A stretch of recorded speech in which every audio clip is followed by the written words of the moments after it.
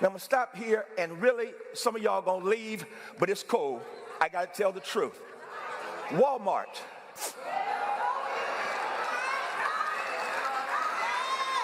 Walmart, as soon as their boy was elected, decided we are done with DEI. Ain't that a trip? Walmart is done with DEI. They said that. Read it. Don't get mad at me. Get mad at Walmart. Walmart says they're done with DEI, but as soon as Christmas commercials hit, have y'all seen them Christmas commercials? They're all DEI because they want black folk to go and pay for their prosperity, but they're not going to do anything to ensure that black folk get a piece of the economic pie. Years old, was the president of the NAACP Youth Council in Montgomery, Alabama, when the bus boycott took off. She organized young people. She organized the youth right there in Montgomery to make sure they did their part. You see, Montgomery had Claudette Colvin. Montgomery had Doris Crenshaw and all these other young people who were activists at the time. I park right there because, y'all, if we are going to combat the hell we are about to go through, we need to free up young people to be the radical activists that God has instilled and energized them to be. This ain't no time for old folk to hate on young folk and young folk to hate on old folk. We gonna need all of us in this fight together. And so Doris Crenshaw organized the young folk.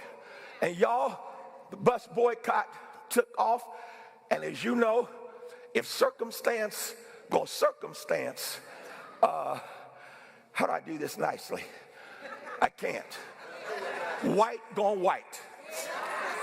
And y'all, white went to whiten, and when white went to whiten, they did everything to undermine.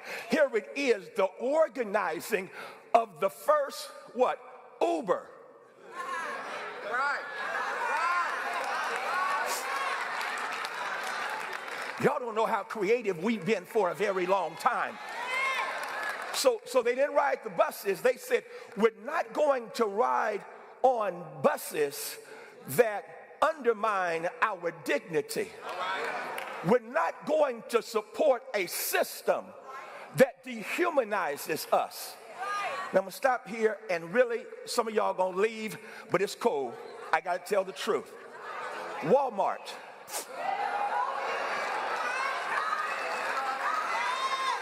Walmart, as soon as their boy was elected, decided we are done with DEI. Ain't that a trip? Walmart is done with DEI. They said that. Read it. Don't get mad at me. Get mad at Walmart. Walmart says they're done with DEI, but as soon as Christmas commercials hit, have y'all seen them Christmas commercials? They're all DEI because they want black folk to go and pay for their prosperity, but they're not going to do anything to ensure that black folk get a piece of the economic pie. Oh, I see y'all mad at me.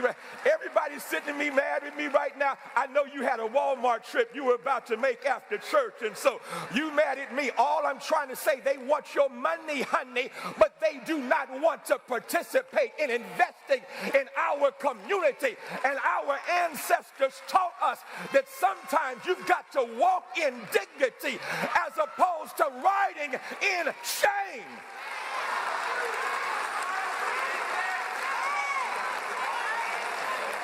Well, I see who I lost for the rest of the sermon, but it's all right. Go ahead, have yourself a good time at Walmart as they pimp you. But here's what happened. Here's what happened. Here's what happened. They wouldn't ride the buses. And when they didn't ride those buses, then white folk got mad. And they played every kind of game because black folk, here it is, went on the offense. They didn't wait for something to happen. They went on the offense and used their economic power to withdraw their resources from a system that was humiliating them. Y'all, that's still a weapon that we can use, but I won't even go there right now. And do y'all know what happened? 380 days. Black folk stuck together, stayed off the buses. And here's how that thing came to an end. Y'all, it shouted me.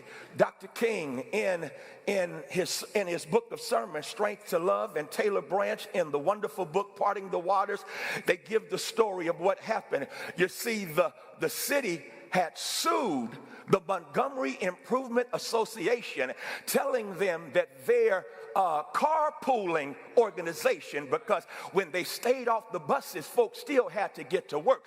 They still had to get from point A to point B. And so they organized carpools. And King, watch this, was shrewd with Joanne Robinson and Rosa Parks and Ralph Abernathy and E.D. Nixon.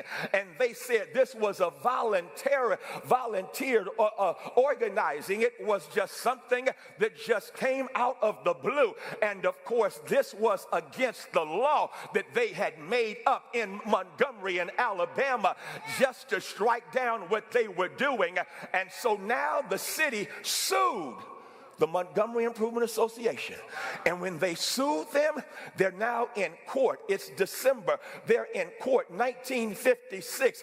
And King knows they're going to lose this hearing because they're in a district court in Alabama. That's why voting is so important, because voting is not just for the top of the ticket, it's for those down ballot as well.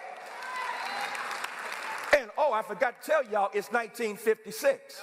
An election had just taken place where black folk had voted against their interests or didn't vote at all.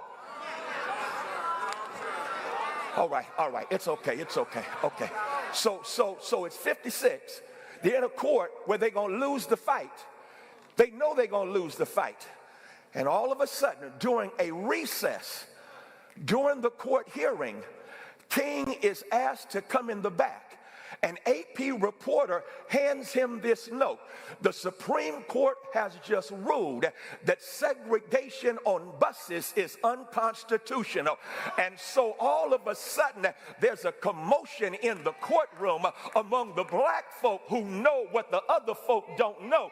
And the black folk are all excited. And that's when the judge bangs his gavel and rules in favor of the city against King and the Montgomery Improvement Association. But it did not matter how they ruled on the lower court, because the Supreme Court had just ruled that segregation on buses was unconstitutional. And when that happened, an old deacon yelled out, "God Almighty has just spoken from Washington, D.C.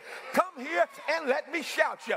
Because when God spoke, divine justice overruled injustice. When God spoke, a way was made out of no way. When God spoke, God did what they could not do themselves. When God spoke, things changed. When God spoke, the history lets us know a movement was now underway because God spoke.